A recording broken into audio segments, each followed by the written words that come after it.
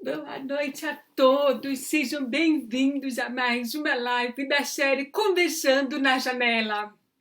E hoje a gente está aqui para continuar uma live, a primeira continuação que a gente vai fazer, sabia? A gente vai continuar a live da semana passada porque foi muito interessante. Eu acho que vale a pena a gente dar uma continuidade, até para quem está procurando no Google, porque essas lives elas estão indo para o YouTube. E eu acho que para quem for para o YouTube, com certeza a continuação vai ajudar muito. São 2 vídeos separados. E eu tenho certeza, Gisela, que você ainda tem muita coisa para compartilhar conosco. É que é um assunto longo, né?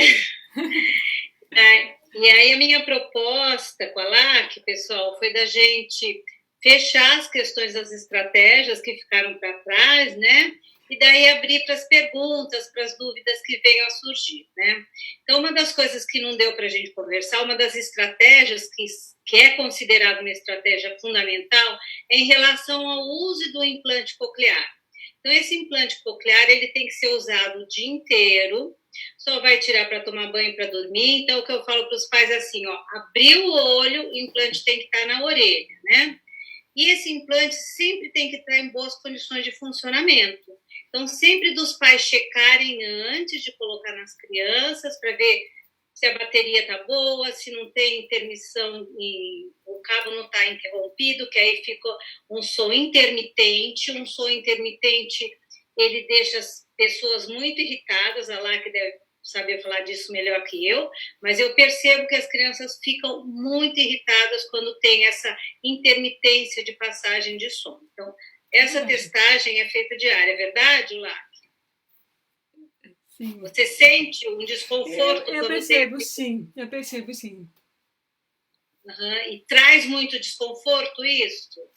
Olha, não traz muito desconforto, mas é cansativo também. Porque a gente não consegue se concentrar no som e aí ele meio que dispersa a nossa atenção o tempo todo. Então, a minha sugestão para todos os pais, teve até uma pergunta dessa da outra vez, é a questão dos sons de língua, de serem testados diariamente, separadamente, em ambos os ouvidos. Se a criança responde bem, então está tudo bem, né? O que a gente espera é que ele responda a todos os sons, que é o A, o U, o I, o S, Sh e tá? A gente condiciona as crianças normalmente com um joguinho de encaixe, e cada vez que ela escuta o som, ela tem que fazer o encaixe. Eu uso muito esse tipo de jogo de encaixe, que eu acho que funciona muito bem, né? Ou um pote de água, eu também trabalho muito com pote de água, que as crianças se encantam, eu encho o pote de água e as crianças vão jogando as bolinhas coloridas cada vez que eles escutam o som. Então, depende da criança e depende do momento, a gente vai mudando as estratégias, né? Uma outra estratégia que a gente conversou é a questão do ambiente de escuta que a criança esteja no momento que a gente está fazendo algumas brincadeiras, estimulação. A minha clínica, eu tenho um revestimento próprio, um tratamento acústico, né? Porque o Ling mesmo sempre falava que quanto melhor a entrada auditiva, melhor possibilidade de escuta. Então, esse ambiente tem que ser um ambiente tranquilo, a gente tem que minimizar todos os ruídos de fundo. Não pode ter, por exemplo, a questão de televisão ligada, ventilador ligado, gente passando em volta enquanto você está ali estimulando essa criança, para não possibilitar uma distração, não ter fatores distratores, nem visuais, nem auditivos. Então, minimizar ao máximo o ruído de fundo, ir para uma sala silenciosa. Não adianta vocês ficarem numa sala que dá para a rua, que passa o tráfego. Fala. Eu não sei se nesse momento seria importante a gente lembrar os pais de fazer esse teste sem a máscara, né? Porque essa máscara perde alguns decibéis quando eles estão com a máscara. Nós perdemos 12 decibéis em média com a máscara. Então, a hora que eles forem fazer os testes dos sons de língua, sempre sem a máscara, mas normalmente em casa as pessoas não estão usando, né? E aí, sempre ao lado da criança, porque o som de língua é só auditivo, não pode dar pista visual nenhuma. E tem que tomar muito cuidado na hora que for testar os sons de língua, gente, da criança não pegar o ritmo de apresentação, tá? Então, dá um espaço maior, porque às vezes a criança se condiciona àquele ritmo e a gente também, né? Então, a gente tem que ter alguns cuidados nesse sentido. E sempre sentar do lado do implante. Hoje, a maioria dos meus pacientes são bilaterais, então, cada dia sentar de um lado no momento da estimulação, né? Qual o horário que você acha que os pais devem colocar o aparelho na criança? Em que momento? Que, assim, logo que acorda, 10 minutos depois, o que você sugere? A minha sugestão é essa, a regra é essa, abrir o olho, colocou o implante. É a primeira coisa a ser feita, porque a hora que você coloca o implante, você já vai trabalhando, estimulando, estimulando naturalmente, por exemplo, toda a parte de esquema corporal, de nome de roupa, do nome da meia, então já tem uma série de coisas que você já pode ir trabalhando. E é o que a gente sempre faz, uma questão de matemática. Se eu perder meia hora por dia, até trocar de roupa, até dar o leite, né? No final de uma semana, nós vamos perder 3 horas e meia de estudo. Isso é muito significativo, né? Então, eu peço sempre isso.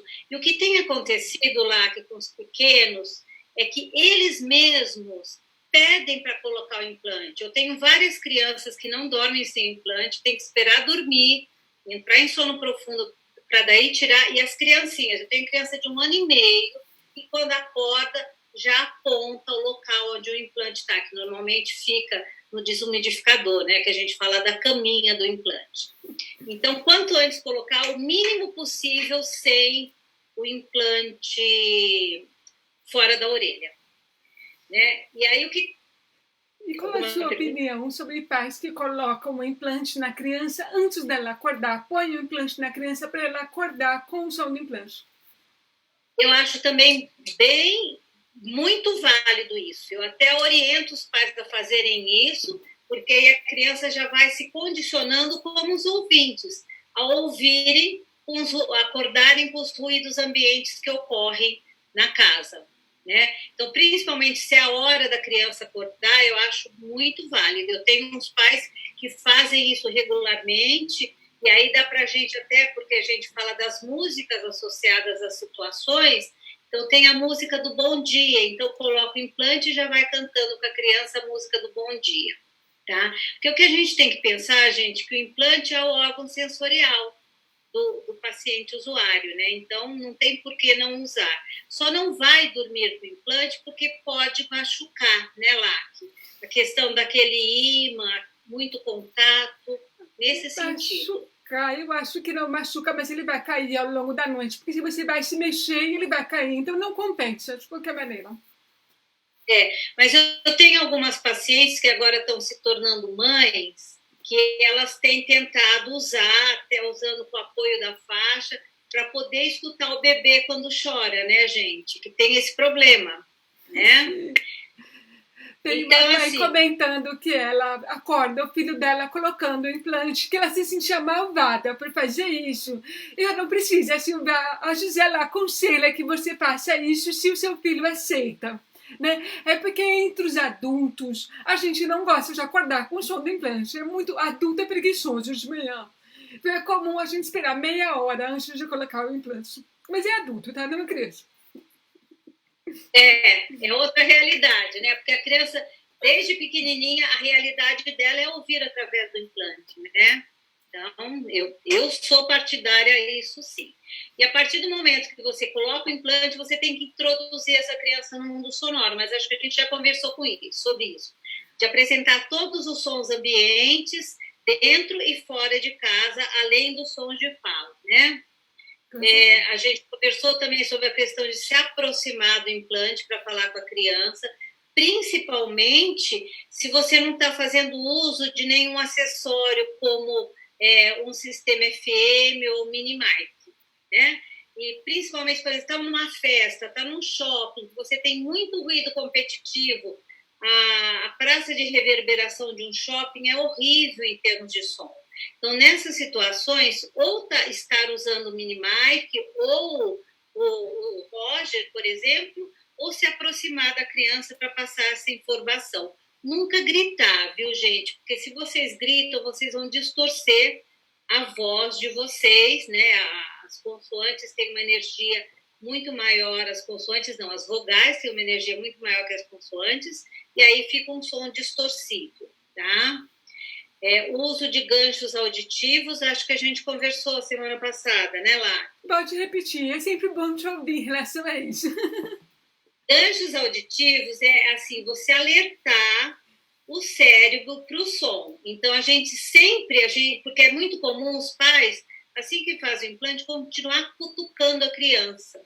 E depois que é ativado o implante, não precisa cutucar porque essa criança escuta.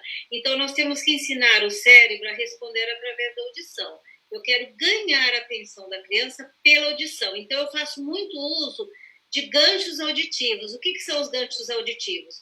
Você pode falar o nome da criança cantado. Então, por exemplo, eu chego na sala de espera, eu falo, o meu paciente está ali numa mesinha que eu tenho, onde tem brinquedos, eu digo assim, Mariana, Fefe. Então, eu dou um tom cantado para o nome da criança e o que acontece? Se ela está brincando, imediatamente ela para e olha para mim.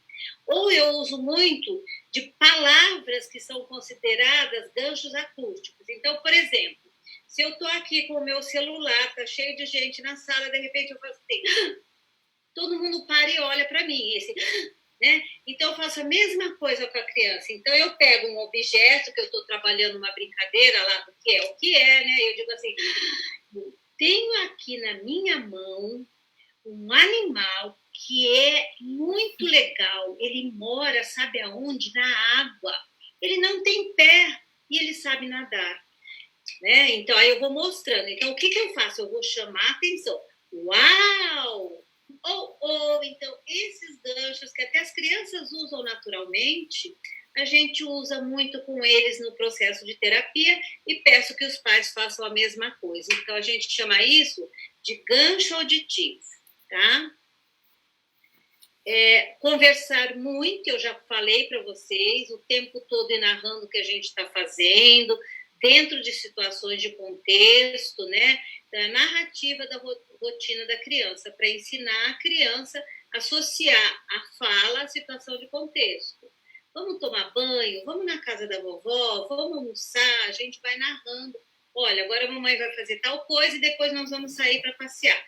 Então, eu peço para os pais irem narrando essa rotina no dia a dia. Tá? Muito bom. E sempre os pais têm muitas dúvidas de como conversar com a criança, né? Eu acho que vale sempre a pena vocês repetirem como que conversar com a criança, introduzir a criança no mundo interativo da relação com o outro. Certo. Então, assim, na situação de contexto, a gente faz essa narrativa, né? E quando a gente está trabalhando o diálogo com a criança, é muito importante, gente, a gente fazer a pergunta e dar o tempo de espera, que é uma das estratégias, e depois eu pulo na hora que a gente chega lá. O que é o tempo de espera? Eu tenho que dar um tempo para esse cérebro processar a informação auditiva. Tá? Então, o que eu faço? Eu tento baixar a minha ansiedade, baixar a ansiedade dos pais. Porque é muito comum, assim, os pais falam, a criança não responde, eles falam a mesma coisa 1, 2, 3 vezes, até mais. Outro dia eu contei, uma mãe, ela falou 5 vezes a mesma informação. Então, eu digo assim, gente, esse cérebro tem que dar um tempo para processar essa informação, né? E a gente não pode esquecer que existe um delay mínimo, mas o implante tem um delay. Então, eu digo para os pais, contem mentalmente até 10 antes de reapresentar a informação. Por que isso é importante? Porque a criança tem que aprender a escutar na primeira fala. Porque o mundo não vai repetir a informação para a criança. A escola não vai repetir essa informação. Então, se os pais entram nesse processo de repetição, a gente vai criar uma dinâmica inadequada. A criança não vai prestar atenção na primeira fala, porque ela sabe que virá uma segunda, uma terceira. Então, eu peço para os pais conterem a ansiedade, darem um tempo. Eu sei que eles ficam aflitos pela resposta, mas deixa essa criança processar a informação. Então, o que eu faço? Eu conto mentalmente até 10, e se essa criança não respondeu, eu apresento de novo a informação. Ou as crianças, às vezes, têm o hábito, até os adultos ou os adolescentes, em vez de responder a pergunta, eles falam assim para a gente, que? Então, esse que, automaticamente você repete. você não deve fazer isso. Então, o que eu faço? Quando a criança fala assim para mim, que? Eu pergunto para ela, o que foi que você escutou? Normalmente, o que ela escutou foi o que eu falei.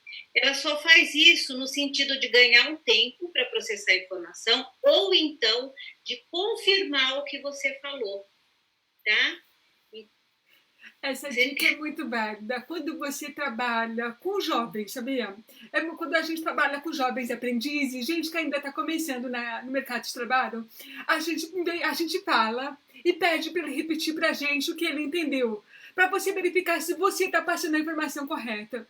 Eu acho que se a gente faz isso com adulto, por que não fazer isso com uma criança? Eu acho super válida essa dica para a vida, não só para criança, sabia?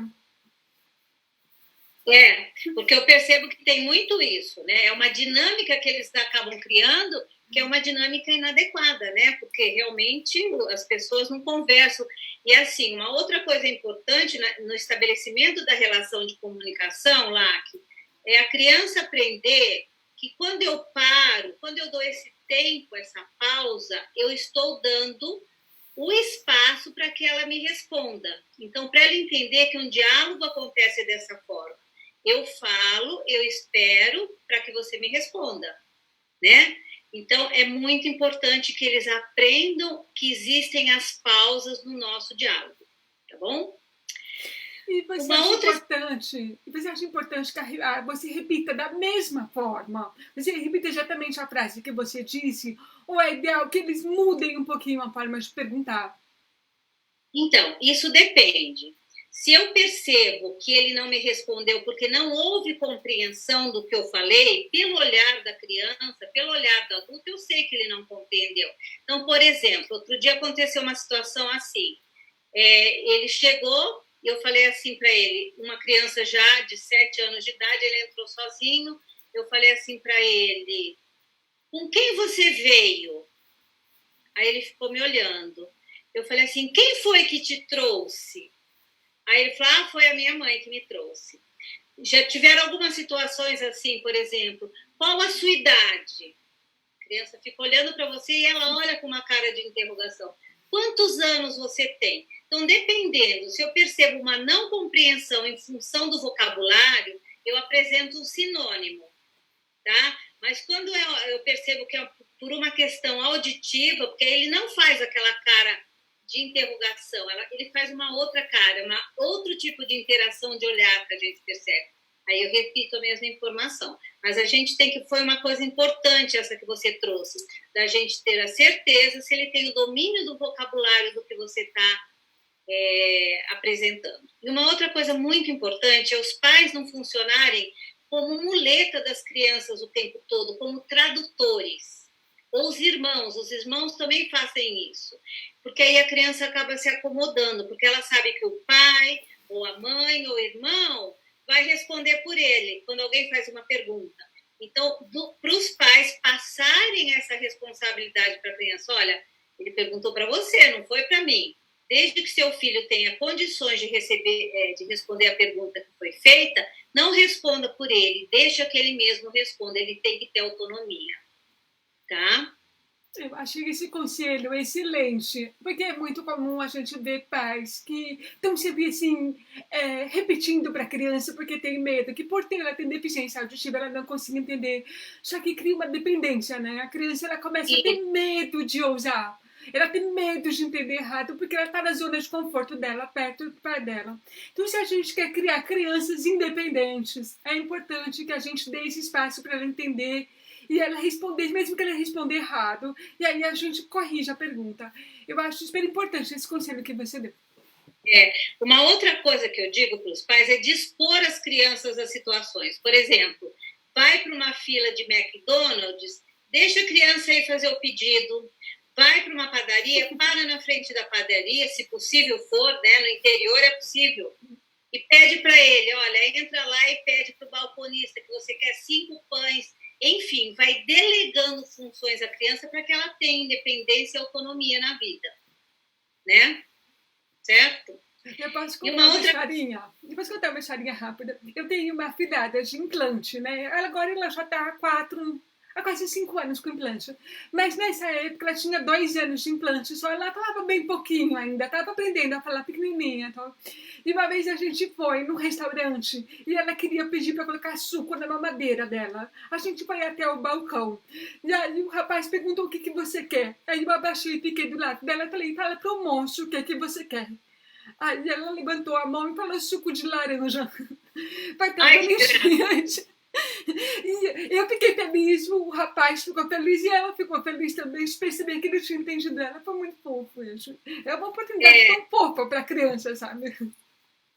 A gente tem que empoderar as crianças, né, Lá, que é bem isso, dar a elas a possibilidade de ir se virando na vida, né? Com certeza.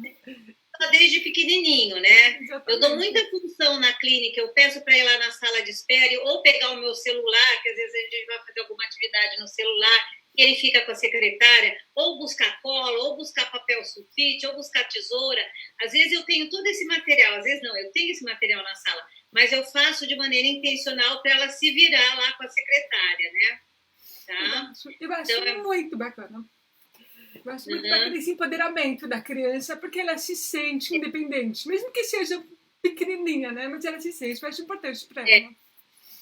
Super importante. E uma outra coisa que os pais têm que estar sempre atentos, principalmente com os pequenininhos, gente, de estar no mesmo lugar do pensamento. Então, você observa o que a criança está querendo e vai transformando isso em linguagem oral. Eu falei sobre isso, já até dei o exemplo da minha paciente, que apontava e eu transformava imediatamente o desejo dela em linguagem, tá? Então, o que ela quer, o que ela olha, a gente vai transformando tudo isso em linguagem, né? Uma outra coisa que é a questão da relação sinal-ruído, a gente já falou, né? De estar sempre próximo, porque cada 1 metro que eu me distancio, eu perco 6 decibéis. Então, se não tiver a possibilidade do sistema FM, sempre falar próximo, porque a nossa fala tem que estar 15 a 30 decibéis acima do ruído de fundo, tá? Então, as pesquisas têm apontado quão importante é o uso, por exemplo, do mini-mic ou do FM, desde pequenininho, que é uma das possibilidades que a gente tem de ampliação de vocabulário. Então, eu estou fazendo uso não só no momento da escolaridade, da alfabetização. Então, desde que a criança tenha, por exemplo, o acessório, ou que a família possa comprar. Então, desde pequenininho, a gente vai fazendo uso disso num parque, num passeio, por exemplo, no próprio shopping, que as crianças às vezes ficam distantes, tem muito ruído competitivo. Então, usem os acessórios, que vale muito a pena, tá? Você acha que o acessório ele deve estar sempre com alguém? Ou poderia, por exemplo, colocar o acessório em cima da mesa num restaurante? Depende, né, de quantas pessoas você tem. Né? Normalmente, por exemplo, quando é pequenininho, eu peço para deixar sempre com o cuidador, quem é que está falando com a criança. Mas numa situação de adolescente ou adulto, eu acho que é válido colocar, né, ou vai passando para quem está falando, porque assim, eu não sei lá, que você pode responder isso melhor do que eu. Numa situação que você tem 6 pessoas na mesa, né, teria que ir direcionando o microfone para quem está falando, porque senão acho que acaba se perdendo, não acaba todo mundo falando junto? Então, eu uso muito em reunião de trabalho, quando é presencial a reunião, eu fico mexendo no microfone para ficar mais perto de quem está falando e me ajuda muito, sabe? Pelo menos em reunião de trabalho. Quando a gente fica posicionando na mesa, a gente consegue ter uma compreensão maior da reunião do que se a gente estivesse em nada. Porque o ruído do local sempre atrapalha um pouco. E quando o microfone fica na mesa, mais próximo de quem está falando, ele ajuda bastante. Certo, mas numa situação, por exemplo, de reunião, que você tem um controle maior das falas, cada um espera a sua vez para falar. Mas, por exemplo, como é que fica numa situação de restaurante, quando você está com um grupo que as pessoas acabam se atropelando e falando ao mesmo tempo? Bom, como eu sou adulta, geralmente eu sou daquelas que pede, olha, um por vez, senão eu não vou entender motivos. Eu sou briguenta com isso. Mas já teve, por exemplo, eu já fiz reunião de trabalho em restaurante, sabia? Aí a gente usa o acessório e fica posicionando para poder entender todo mundo, porque é um ambiente muito barulhento. Então aí fica a dica. Agora você deu a dica para o pessoal. né? A técnica da sabotagem, que eu já falei para vocês, que a gente usa muito, né? De falar alguma coisa fora do contexto, para ver se a criança está prestando atenção, falar alguma coisa inadequada. Então, quando eu estou fazendo um trabalho na clínica, que eu pus vários elementos na frente dela, eu vou pedir um dos elementos, o que eu espero? Que ela me dê o elemento. E eu, ao invés de falar o nome dos elementos, eu digo o nome dela, o nome de algum elemento que não esteja ali. Então, eu estou sabotando essa criança para ver se ela está atenta auditivamente. Ou mesmo de criar situações que ela tenha que se virar, né? Então, por exemplo, de fechar muito um pote que ela vai trabalhar na terapia, ela não consegue abrir, ela vai ter que pedir socorro, então ela vai ter que verbalizar alguma coisa para mim. Então, a gente vai fazendo, criando situações, ensinando a família a criar situações para que essa criança busque soluções, tá? Tem uma pergunta para você, porque eu quero para a gente não ter que voltar aqui. Estou perguntando o que você acha do uso do sistema FM Minimic em casa. Eu tenho indicado muito isso. Tá? Existem 2 pesquisas, inclusive acho que a Mariana Guedes comentou sobre essas pesquisas, eu até tenho, se você quiser eu mando. Essa pesquisa apontou que as crianças que fazem uso de Minimic, elas têm muito mais acesso aos sons da fala, obviamente, e aí, consequentemente, ocorre um aumento do vocabulário em relação àquelas crianças que não fazem uso. Então, eu tenho aconselhado, sim, que os pais usem. Por exemplo, vai fazer uma atividade na cozinha com essa criança, a mãe sempre com o Minimic, né? Eu tenho uma criança, por exemplo, que mora numa fazenda. Então, eles têm muito espaço, eles fazem muito passeio pela fazenda. Então, eu tenho pedido que a família use. E é bem válido, né? Mesmo crianças que moram em apartamento, os pais têm usado o Minimic. Porque aí, realmente, o som... A mãe está na cozinha, ele está lá na sala, a mãe fala com ele, ele consegue perceber e vir, receber as informações. Então, vale a pena, sim. E o Minimic, o FM, para assistir televisão? Para assistir televisão, o que você acha? Olha, amplifica bem o som da TV, né? Eu acho que vale a pena sim. Então, o que eu oriento? De colocar o Minimic perto da saída ou o sistema FM perto da saída de som da televisão, tá? Porque se a gente coloca o cabo para assistir televisão ou para fazer uma atividade no computador, é só ele que vai ouvir, que o cabo corta, né? Por exemplo. Então, eu faço essa orientação. Agora, aqueles que têm a possibilidade de conectividade, né, que é wireless, então, melhor ainda. Tá? Tem uma pessoa perguntando se esse uso é para qualquer idade da criança. Pode ser usado em crianças de qualquer idade. Olha, eu estou começando desde pequenininho, desde que ela já tenha chegado no nível de compreensão. Vamos pensar em termos de desenvolvimento das habilidades auditivas. Aquela criança já está com um reconhecimento auditivo de estruturas de frases, vocês já podem começar a usar. Tá? Então, por exemplo, ativou, normalmente com 4, 5 meses já está com uma compreensão, um reconhecimento bom das situações de contexto, por exemplo, né? Até antes, já pode começar a usar sim, não tem problema nenhum. E aí, o que eu sinto, gente? Na verdade, quando eles chegam na adolescência, eles querem deixar de usar o sistema FM, principalmente na escola. E é o momento que é o mais necessário. Vocês pensem numa 6ª série que vocês passam de 2 ou 3 professores para 10, 12 professores, né? Então, eu tenho tido, não só eu, o mundo inteiro, eu vejo as pesquisas, chega nessa fase, o adolescente não quer usar o sistema FM, ele fala que não carregou, ele não dá para o professor, ele faz de conta que esqueceu, né? E é uma luta. Eu posso explicar o porquê disso. Não estou defendendo eles, nem concordando com isso. Por favor, não alterem o que eu estou dizendo. Mas é porque quando a gente está com um sistema FM ou com o Minimic, a gente ouve muito mais o professor do que a sala. Então a gente não consegue ter as conversas paralelas de participar do grupo. Por esse motivo, porque o adolescente ele tem muita necessidade de pertencer ao grupo, né? E de repente ele fica meio de fora. Por isso. Mas eu estou dizendo que eu concordo, mas explicando. Por isso. E tem essa questão, mas assim, Tem uma regulagem que você pode fazer também, né? De deixar as duas entradas mais ou menos equiparadas, né? Então, é uma questão de ir tentando.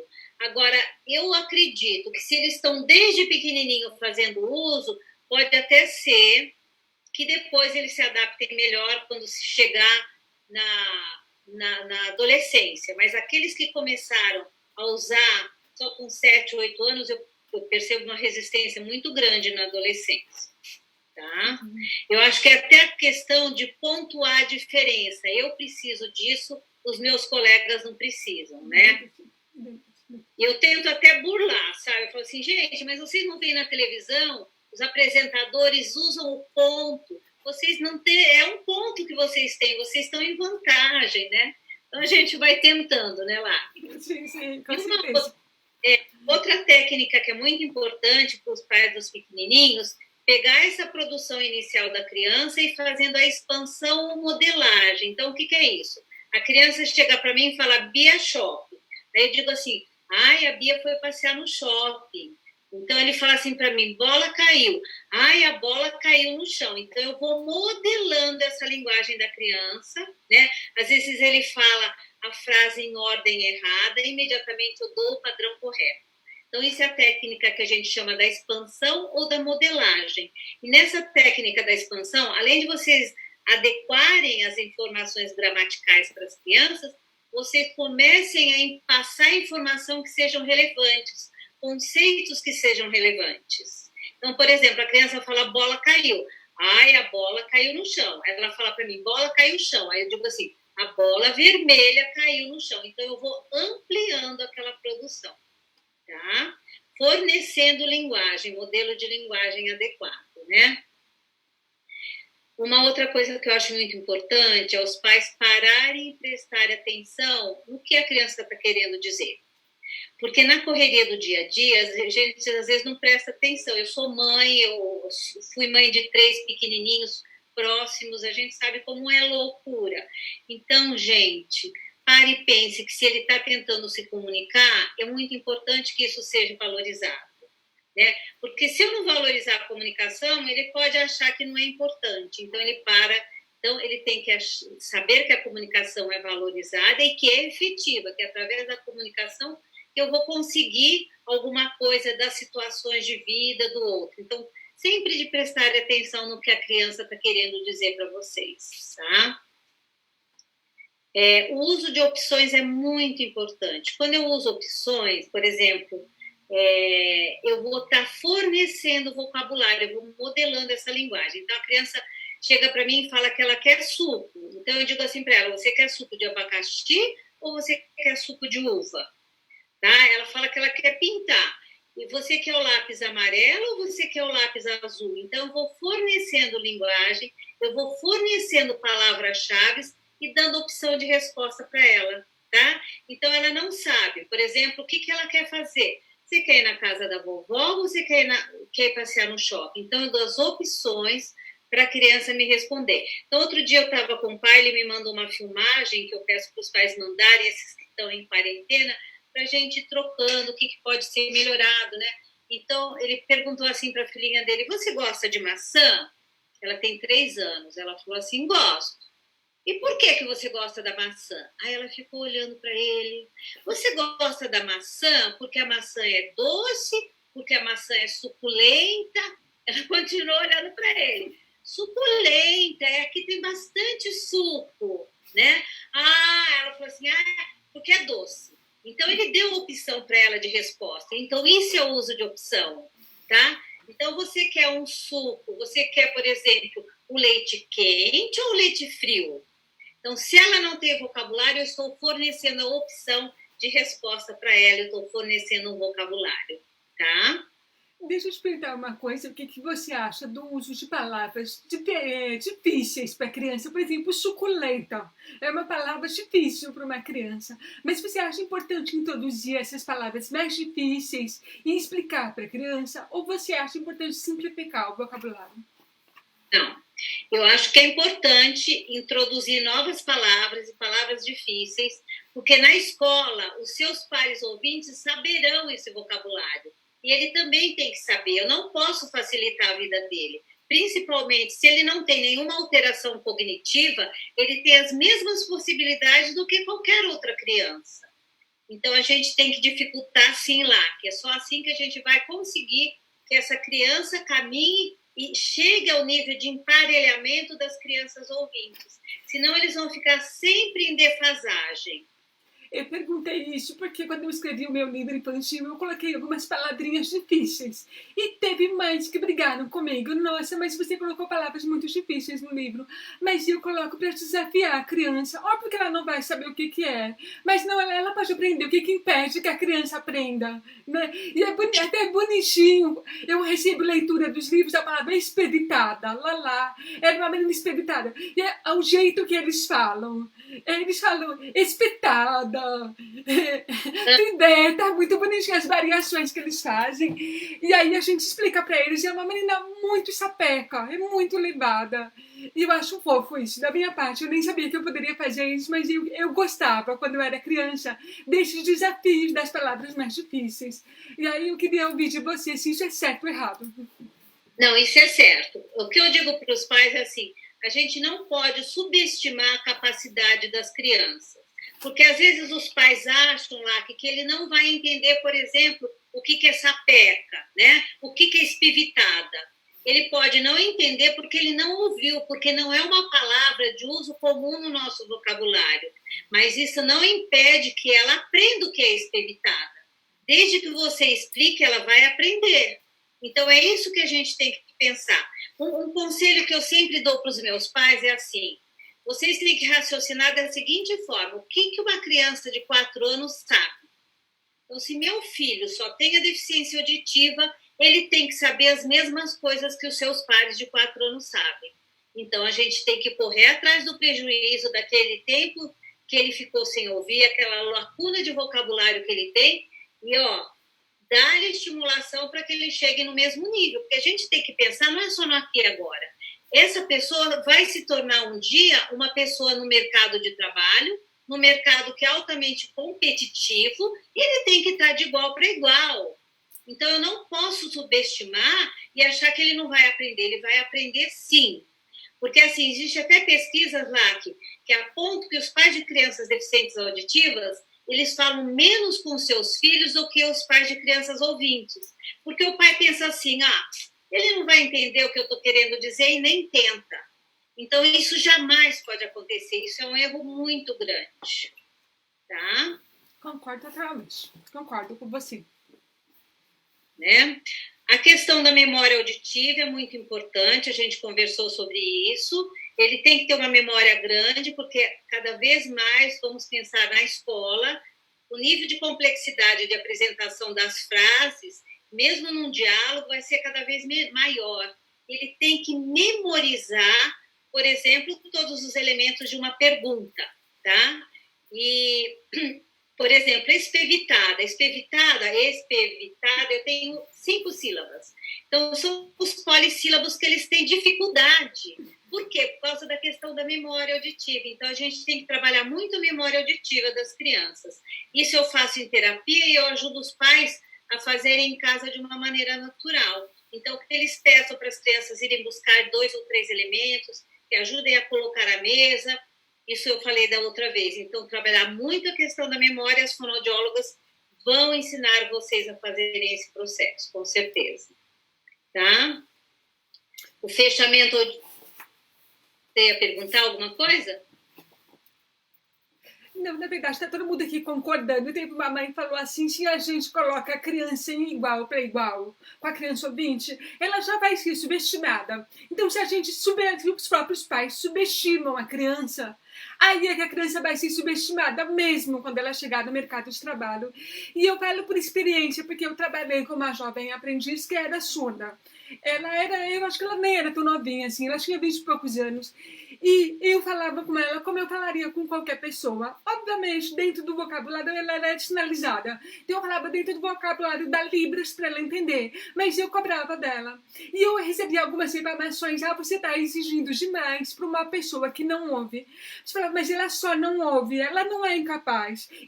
Óbvio que eu tenho que adaptar para ela entender, mas eu acho que ela pode ser desafiada, como qualquer pessoa. E isso, se isso acontece com adultos, imagina aí como que isso é com criança. Uhum. Então, eu acredito muito, eu trabalho há 40 anos com eles, eu tenho casos assim excelentes de sucesso, porque o meu raciocínio foi sempre esse, gente, sempre faço isso para os pais, vamos batalhar para que essas crianças atinjam o mesmo nível de desenvolvimento cognitivo, de vocabulário, linguagem, tudo que as outras crianças têm também, por que não? Né? É bem isso. Então, vocês assistiram a lá que trouxe uma paciente minha com a mãe, que desde pequenininha a gente exigiu bastante dela, mas eu não me arrependo em nenhum momento, não só dela, como de todos os outros pacientes, que eles conseguem evoluir muito bem, né? Então, eu penso e falo para os pais, a gente não tem que ter pena, não tem que ter, sabe? Não é que vai judiar da criança, não é nada disso. A criança tem capacidade, a minha função, a função dos pais, é de estar um passo à frente dessas crianças, puxando essas crianças para o desenvolvimento, acreditar nessas crianças mesmo, né? Então, é esse o processo. Uma pergunta que fizeram na live passada, eu não sei. Você tem experiência com crianças que, além de implantadas, elas também têm um diagnóstico de autismo? Tenho. Na verdade, lá que existem pesquisas que apontam, essa é a minha realidade, que de 35% a 40% dos deficientes auditivos têm algum comprometimento associado, ou paralisia cerebral, alterações neurológicas, ou déficit cognitivo e autismo. Autismo eu não tenho muita experiência, eu estou atualmente com 2 casos de autista e já tive outros 2 casos, né? São os casos que demandam um trabalho muito diferenciado, e são aqueles casos que a evolução é mais lenta no mundo inteiro, sabe? Todas as pesquisas que eu leio sobre autismo é a mesma situação em todo mundo. Os resultados que nós temos são resultados mais limitados, né? Então, assim, uma coisa que é um trabalho que tem que ser feito em equipe, óbvio que essa criança tem que ter um neurologista junto, tem que ter uma psicóloga que trabalha as questões comportamentais do autismo, né? E em termos de linguagem, nem todos conseguem adquirir vocabulário, tá? Mas isso mesmo o autista que não tem nenhum problema auditivo, também pode ocorrer esse tipo de coisa, né? Então, a gente trabalha visando o desenvolvimento das funções auditivas num primeiro momento, e se essa criança não apresentar desenvolvimento de vocabulário, de linguagem, o que a gente pensa? Em alguma comunicação alternativa. Mas mesmo com autista, se a gente for pensar em Libras para eles, né, o que acontece? Em Libras, você tem que ter o tempo todo uma interação visual, certo? E uma das dificuldades que o autista tem é dessa interação visual. E em Libras, a mão está sempre aqui, então mesmo com Libras, eles apresentam dificuldade. Uma coisa que eu tenho lido muito são as respostas, e tenho trabalhado com esses meus 2 autistas, são as respostas à música. Eles respondem muito bem na terapia com trabalho musical. Então, assim, de associar o trabalho fonoaudiológico com o trabalho de uma musicoterapeuta, tá? Mas são casos mais difíceis. Uma outra pergunta que estão fazendo, se você tem pacientes com apraxia de fala. Tenho sim. Eu tenho uma criança que é citomegalovírus, é comum citomegalovírus ter outros comprometimentos associados além da deficiência auditiva, né? E são 2 crianças que eu tenho nessa situação. 3 crianças, na verdade. 2 deles são implantados e outro usa aparelho auditivo. Então, quem é que vai trabalhar com essas crianças é uma colega fonoaudióloga, porque eu trabalho a questão da audição e da linguagem. E aí a colega fonoaudióloga que tem a formação voltada para a apraxia, né? Que é um método específico, trabalha prompts, trabalha estimulação, por exemplo, com laser. Então, é uma fonoaudióloga que trabalha nessa área, que vai assumir esse trabalho de apraxia dos meus pacientes, que tem assumido. Então, a gente tem feito um trabalho em parceria. tá? Mais uma pergunta difícil. O pessoal aproveitou para te fazer perguntas difíceis. Querem saber se você tem pacientes implantados com neuropatia auditiva e qual que é a sua experiência com eles? Tenho. Eu tenho 5 casos de neuropatia. Dos 5 casos, um é diferente do outro. Porque, assim, uma das características da neuropatia, né, gente, é que são casos que nós nem temos um protocolo de neuropatia, de trabalho com neuropata, porque, assim, as respostas são muito diferentes. Então, eu vou pontuar para vocês. Eu tenho um que ele tinha um limiar auditivo razoavelmente bom, uma perda moderada. A gente colocou o aparelho auditivo, ela não evoluiu de maneira nenhuma. Aí foi feito o implante coclear, aí ela apresentou uma evolução boa, tá? Porque o implante coclear possibilita uma sincronização auditiva que o aparelho não possibilita, essa é a diferença. Então, eu tive um caso que respondeu muito bem. Eu tive outro caso que a gente botou o aparelho auditivo e ela está super bem. Hoje ela teve terapia comigo até, ela está com 2 anos, já está estruturando frases com 5 elementos. Então, essa menina não precisou. Eu tenho outro caso, o terceiro caso, que ele tem um limiar auditivo normal, tudo que eu falo ele entende, ele executa, só que a fala dele é totalmente alterada. A gente entende muito pouco do que ele fala, então ele também está fazendo um trabalho de apraxia. Então ele não tem um rebaixamento em termos de intensidade, ele tem um limiar auditivo normal, recebe todas as informações, as habilidades auditivas excelentes, compreensão excelente, mas uma fala muito, muito distorcida, que só a mãe e eu entendemos, a mãe, o pai e eu entendemos o que ele fala, tá? Aí eu tive um outro caso, que ele fez o implante, ele tem um neurológico associado, foi problema de hiperbilirubinemia, ele fez 2 ex sanguíneos, teve que fazer a troca do sangue 2 vezes, então ele ficou com muita lesão em função dessa questão de ex sanguíneo, né? Então é a hiperbilirubinemia que a gente chama. E ele fez o implante, se desenvolveu muito bem, fala muito bem, e hoje, inclusive, ele é um dançarino. Ele trabalha com sapateado, tá? Então, são 4 casos que eu apresentei aqui para vocês. Então, cada caso a gente teve um tipo de condução. Então, não existe uma receita pronta. A gente vai trabalhando, conduzindo e vendo qual é o melhor caminho. Então, vocês veem, 4 casos, cada caso seguiu um rumo diferente na vida, né? Então, a gente tem que ir lidando com as situações à medida que elas vão surgindo nos casos de neuropatia. Então, já que a gente está falando de casos difíceis, outra pergunta, como estimular o vocabulário de implantes tardios, quando o adolescente foi implantado já tarde e ainda tem um vocabulário muito pequeno? Gente, não tem jeito. Principalmente adolescentes, são 14 anos aí, no mínimo, de déficit, tá? Tanto auditivo como de vocabulário. Então, assim, as habilidades auditivas é difícil, não dá, teria que ver, cada caso é um caso, né, gente? Eu não sei em que nível de desenvolvimento esse adolescente chegou em termos de habilidades auditivas, mas tem que usar, nessa idade, eu sou partidária de usar uma abordagem multissensorial. Então, o que é multissensorial? Você usar de todos os recursos. Então, o recurso visual de apresentar as figuras, junto com o nome, se esse adolescente já é alfabetizado, vai ajudar bastante, né?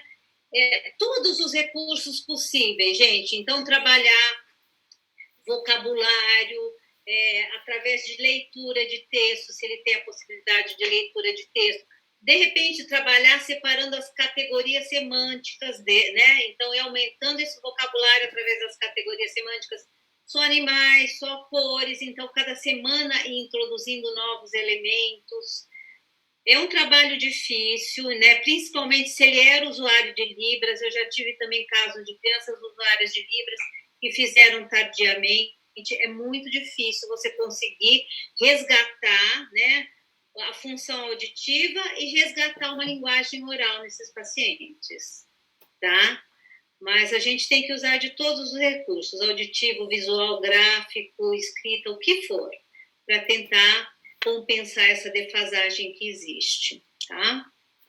Uma outra coisa que estão perguntando é que quando que os pais devem começar a exigir da criança implantada, isso no caso das crianças pequenas implantadas, assim que elas colocam o implante, ou é um processo gradativo de acordo com os mapeamentos e audiometrias?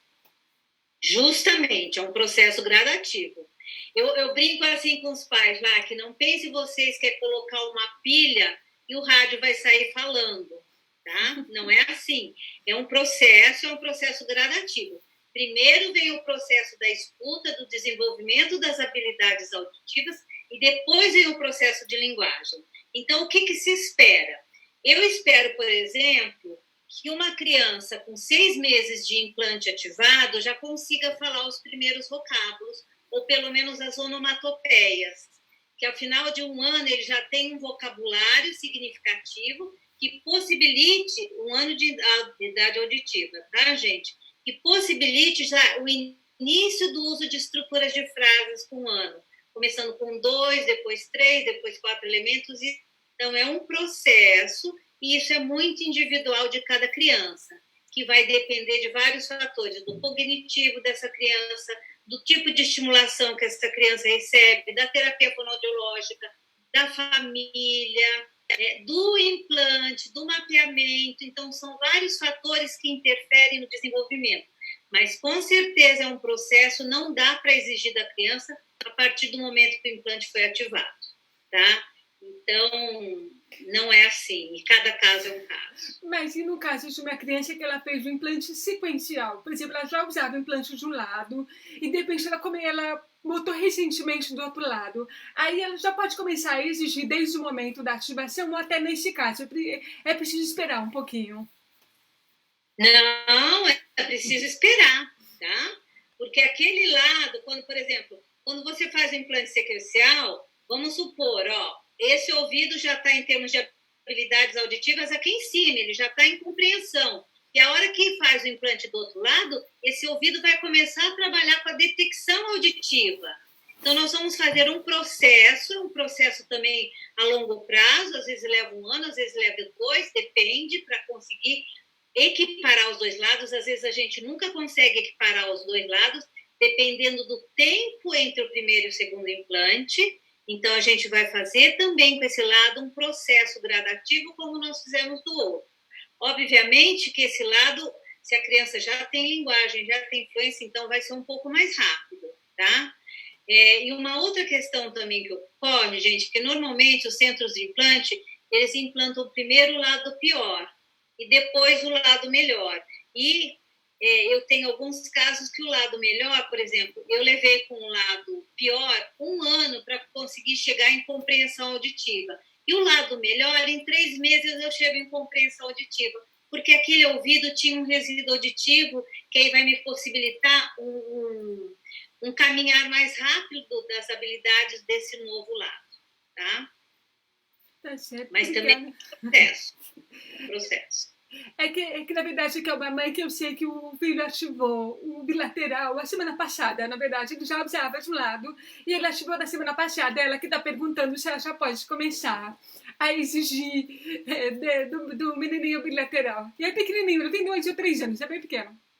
Nesse caso, ela tem que deixar aquele implante novo ligado o tempo todo, e principalmente quando eles são pequenos, lá, que esse processo é muito rápido, tá? Na verdade, até para adulto, pelo menos para mim foi super rápido. Eu me adaptei super bem com o bilateral, mas eu conheço gente que não se adaptou tão bem, mas geralmente tem um intervalo muito grande entre o primeiro e o segundo implante. Quando o intervalo é pequeno, geralmente a adaptação é mais rápida. Com certeza, com certeza. Olha, eu vou te falar uma coisa, você precisava ver o debate que está tendo entre as fonos, porque tem muita fono assistindo, e elas estão debatendo entre elas sobre casos de autismo.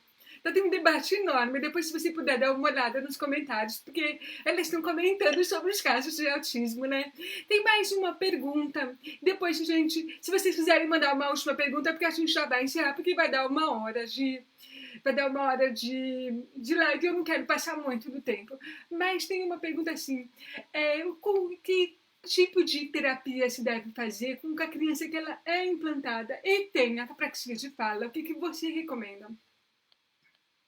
Então, eu recomendo as duas coisas. Eu recomendo a fono que trabalhe audição e linguagem, e eu não trabalho com apraxia, mas de repente tem uma fono que possa fazer os dois trabalhos. Então, tem que ser, obrigatoriamente, nós temos que trabalhar as duas questões. Então, na verdade, essa criança que tem apraxia, o ideal é que ela vá 3 vezes por semana para a fono ou até 4. Então, assim, às vezes não tem possibilidade. Então, a gente trabalha audição e linguagem e trabalhamos aqui com apraxia, tá? E, normalmente, as famílias atuam muito nos casos de apraxia fazendo os exercícios em casa, né? Tá? Então, ou se a fono tem habilidade para trabalhar as duas patologias, as duas alterações, alteração de linguagem auditiva e apraxia, ótimo. Mas no meu caso, gente, eu não tenho essa formação e não pretendo, essa altura da vida, investir nisso, porque a demanda que eu tenho de deficiente auditivo é muito grande. Então, mesmo, por exemplo, os deficientes auditivos que têm problema de voz, eles são encaminhados, os adultos normalmente são encaminhados para fono que trabalhe voz, tá? Mas tem que fazer sim. Muito obrigada por essa live. Eu gostaria que você encerrasse explicando para a gente a importância de usar o implante coclear o dia inteiro. Por que é tão importante que a criança use o máximo de tempo possível? Olá, que é muito importante que a criança e os adultos também usem o tempo inteiro. Tá?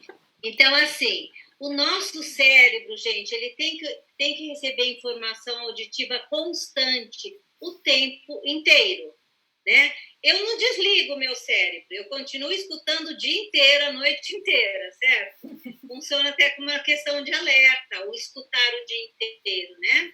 Então, o que acontece? Se eu começo a dar para esse cérebro informação intermitente, uma hora ele escuta, outra hora ele não escuta, ele vai entrar em parafuso. Então, a gente acaba desenvolvendo uma questão de alteração de processamento auditivo muito grande, tá? A gente deixa de receber muita informação de mundo quando a gente desliga esse implante. Então, vai ser muito mais difícil uma evolução, principalmente em criança, e num adulto também eu acho que é muito importante. Eu sei que é cansativo lá, eu sei que quando muda mapa, eu tenho paciente meu adulto que fala que quando muda mapa, ele não quer sair de dentro de casa, né? Mas é fundamental que esse cérebro receba informação contínua o tempo inteiro, tá? Eu só vou complementar que quanto mais tempo a gente fica sem usar, mais difícil é você colocar o implante, porque aí você fica muito mais sensível ao ruído ambiente. Então, usar o máximo possível do implante permite que o implante fique o mais confortável possível. Então, acho que a dica é essa, o máximo do implante para ter o máximo do conforto. A gente nota, por exemplo, lá que quando acontece do paciente ficar um tempo sem um dos implantes porque foi para manutenção, o quão difícil é a gente recolocar esse implante. Às vezes eu tenho que voltar para o mapa 1, tá? Para ele se adaptando de novo, né? Então, o máximo abrir o olho, o implante tem que estar na orelha, tá bom? Tá certo, é isso, gente. Muito obrigada por vocês que estão assistindo. Gisela, muito obrigada por fazer live duas semanas seguidas comigo. Você é um anjo por aceitar esse convite, tá certo? E é isso, gente. Boa noite a todos. Que a gente tenha uma ótima semana que está começando. Beijinhos sonoros. Tchau, gente. Obrigada, viu? Obrigada, Laque, pelo convite. Eu que agradeço. Tá bom? Tchau, tchau.